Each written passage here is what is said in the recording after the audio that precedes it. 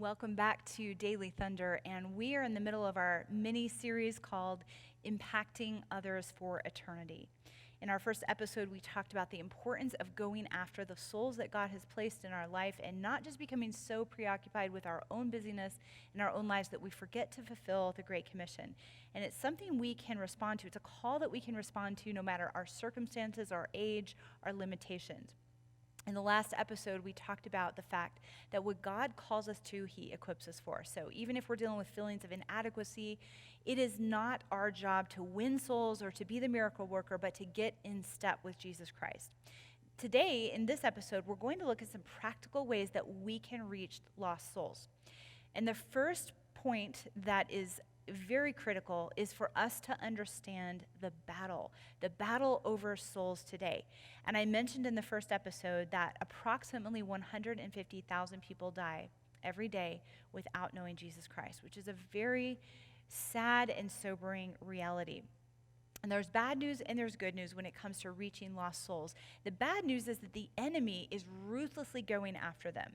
I think a lot of times, I've especially seen this like in youth ministry, when we're trying to reach people and be culturally relevant, we tend to come in with a very casual approach. We just want to kind of be buddy-buddy and kind of speak a few edifying things to them and entertain them a lot and maybe slip in a little truth here and there.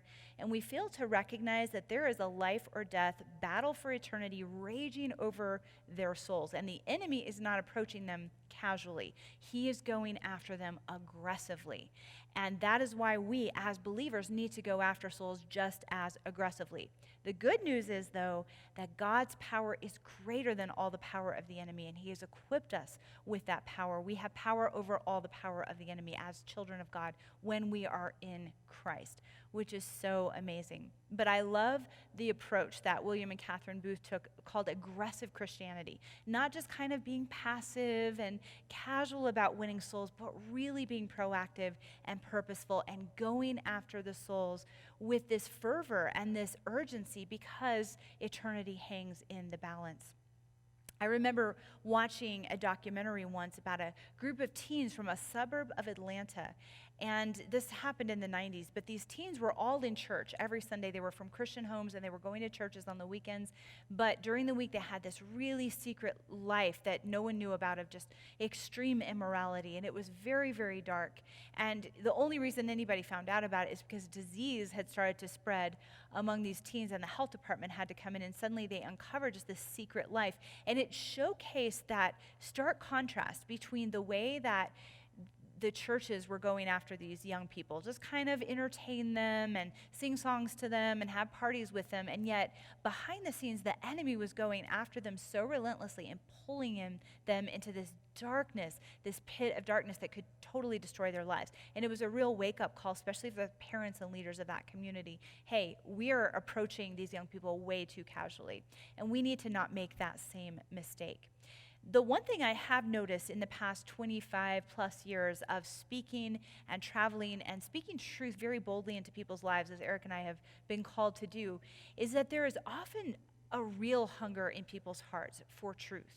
And sometimes it's the people you least expect would have a hunger in their hearts for truth, like young people, teens. I remember the first time that Eric and I were invited to speak to a group of teens in Colorado at this large church in Boulder.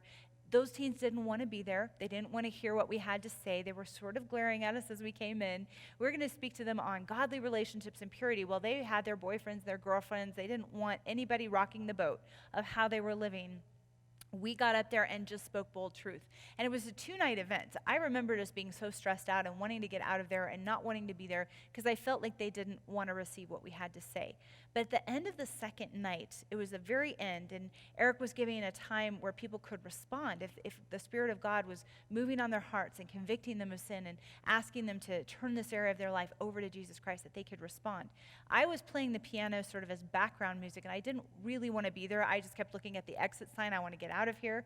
But then I looked up from the piano, and all over the auditorium, I saw these young people on their faces weeping and giving their lives fully to Jesus Christ. They were so ready to respond to truth, and it was a real wake-up call for me to recognize, wow, sometimes the people we least expect are going to respond are the ones that are most hungry and eager.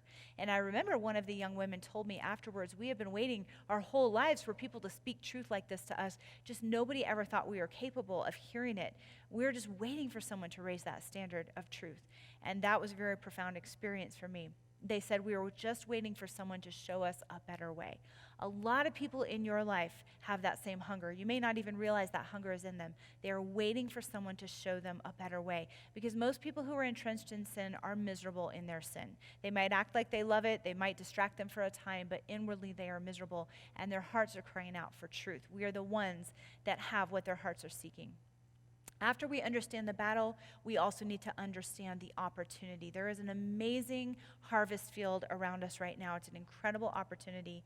And I remember when I was first coming to grips with the cause of orphans around the world, that there are millions and millions, countless millions of orphans that need advocates. I remember being overwhelmed by that. And God's answer to me, as I said, how could we ever make a difference when there's like 143 million orphans in the world? And his answer to us was, start with one.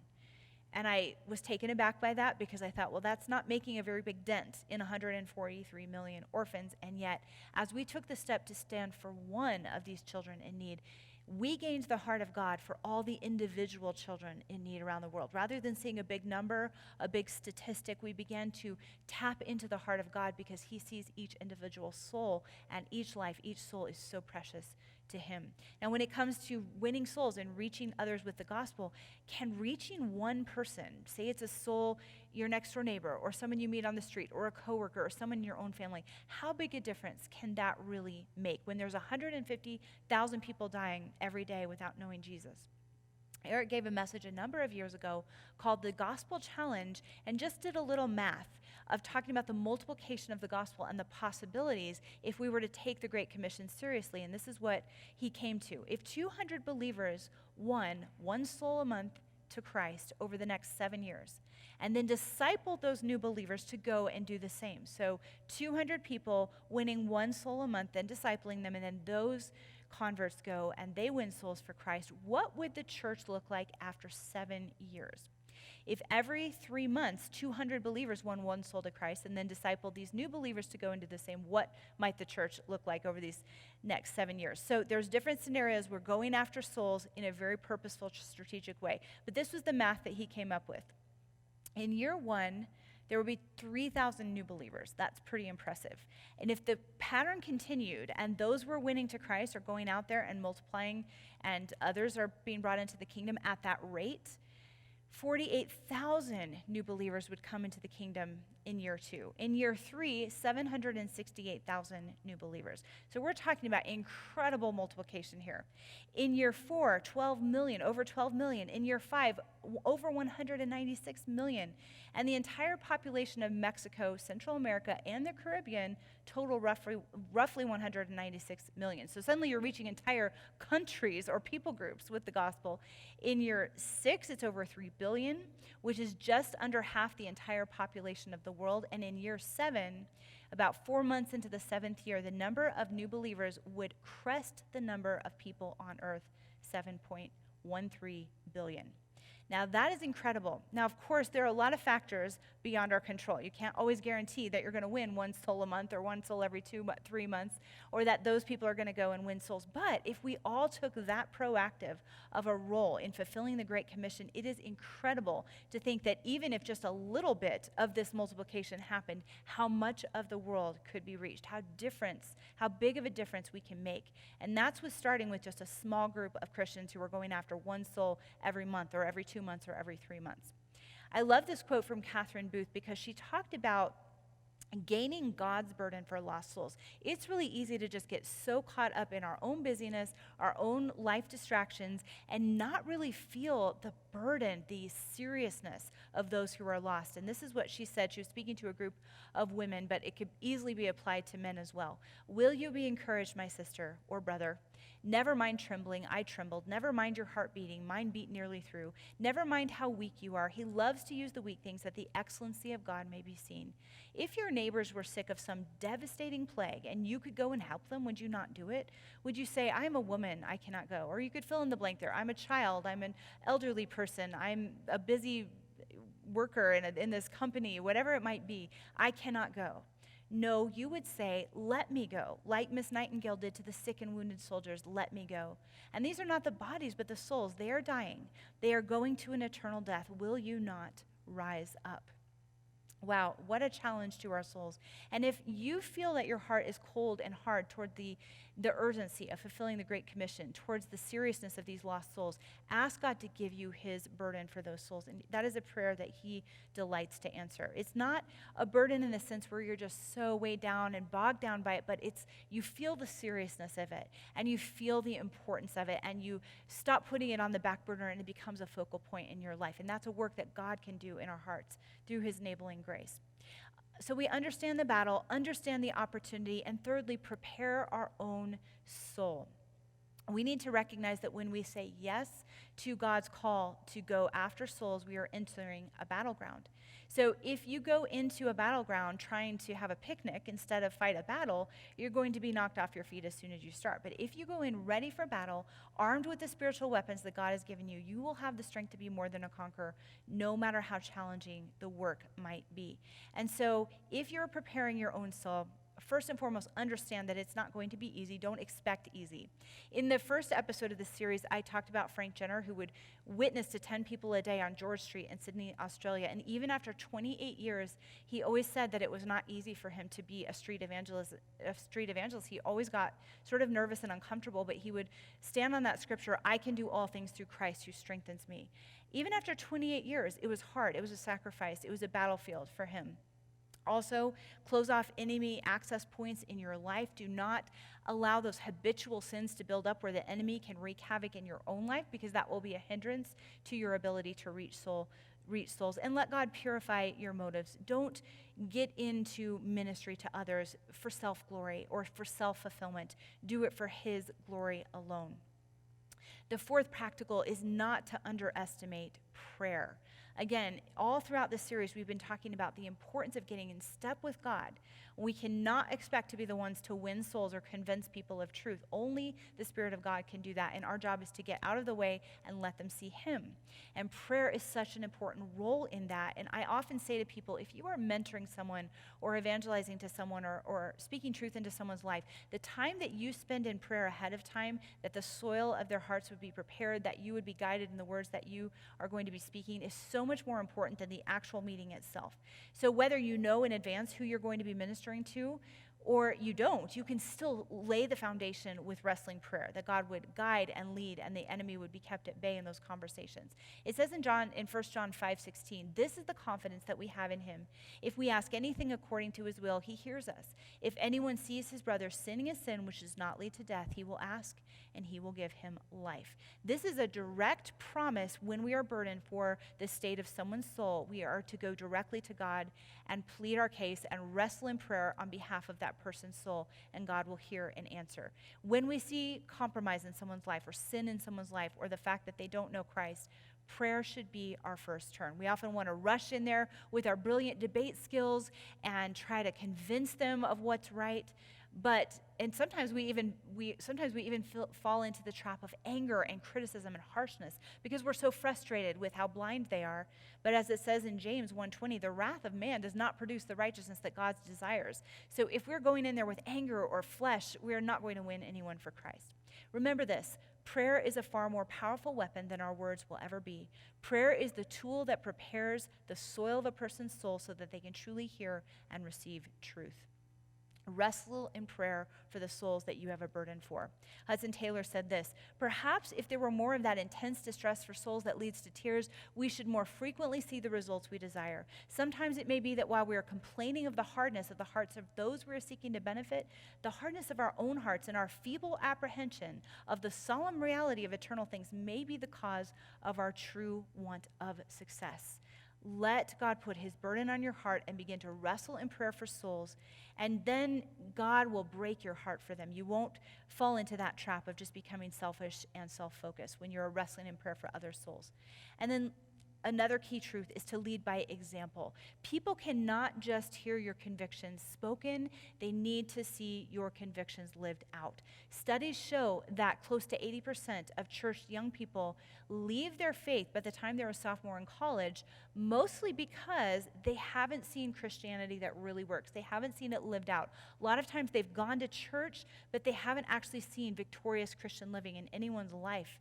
And when we are willing to lead by example and go after Jesus personally with all of our heart, soul, mind, and strength, and go after his victory and begin to live that out in front of others, they begin to see a Christianity that really works. 1 Timothy 4:12 commands us to set an example for the believers in speech, in life, in love, in faith, and purity. The example that we set is far more important than the words that we speak. Of course, the words we speak are important, but they have to be underscored with our life. When I was speaking one time on stage, Eric and I both were, to a large group of young people, right in the middle of our seminar, somebody pulled the fire alarm and we had to evacuate hundreds of young people, and we're out in the parking lot in the cold at night. And when we finally got back in, after our event was done, this young girl said to me, "Everything you said on stage was so powerful, but when I saw how you handled that crisis, it made all of the words that you spoke on stage ring true for me. I knew I could trust those words." And I was so thankful that I had set a good example, because I didn't know what I was doing in that time. I could see myself really making a mistake with that. But because of God's grace, she saw good fruit out of my life in that moment of testing, and it underscored the words I was speaking from the stage. The last key point for reaching souls, practical ways to reach souls, is to blend truth with humility.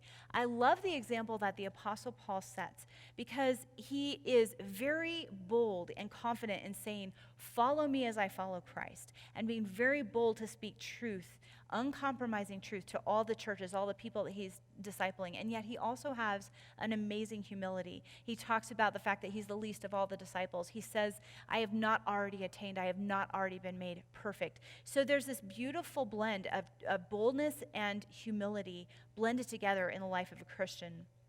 And that is what God has called us to, not to just be arrogant in our boldness, or not to be so self-effacing and humble that we fail to speak truth boldly, but to blend humility and truth together. And I have found one of the best ways to do this is to share my own story. Rather than just bursting in there with a big fiery lecture, to share how God has worked in my own life. That is one of the most powerful ways to speak really bold truth into someone's life without them knowing that you're doing it. Because when you're sharing your own story, you can take on that humility of saying, "This is where God has taken me, this is what God is teaching me."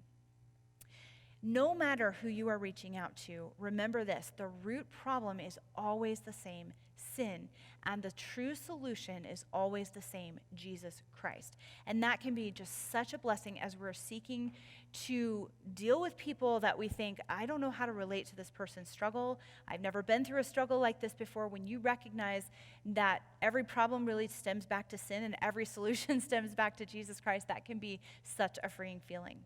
Remember, whatever God calls you to, he will equip you for. So even if you find yourself in a situation where you don't know what to say, cry out to him. He will give you the words to speak. Ask him to give you his burden for souls. Begin to wrestle in prayer for those souls. Understand the battle, understand the opportunity, and let your heart say a pre-decided yes, Lord, when it comes to winning souls. God bless.